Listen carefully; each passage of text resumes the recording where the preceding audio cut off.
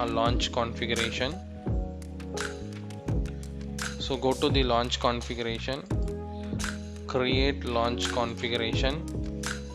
So I'm giving launch configuration 1, and here you need to choose the AMI. So from the AMI only it will choose the instances. So go to your EC2 and give launch instance. You need to choose the AMI ID. So I'm choosing the Linux. So in Linux I'm choosing the free tier eligible. So this is this AMI ID I'm going to choose. Paste this and you will get the particular AMI ID. And then you need to choose the instance type. So I will be choosing the free tier t2.micro.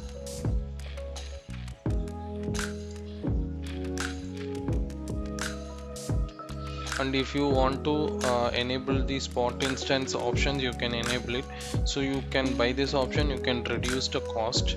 So the spot instance which is available on the spot. So if you want to add any role, you can create for this in EC2, and you can add the roles with the other resources. So like that you can do the add IAM instance profile. So if you want to enable the monitoring option, you can enable.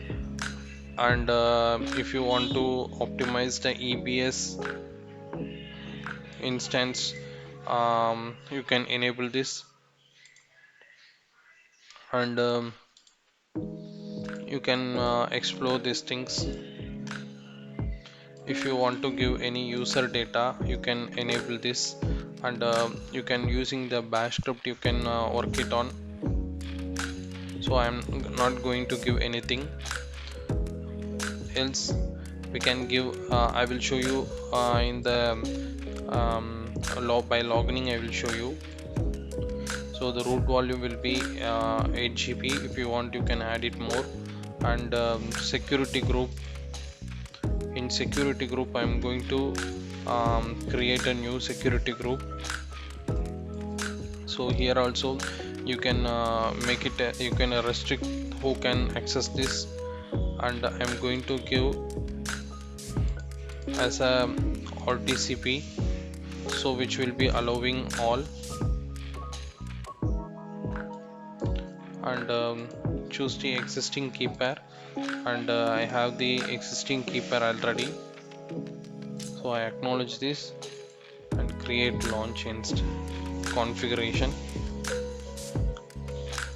So here you can see the which AMID we are using, and the instance type is T2 micro, and the creation time, everything is showing here.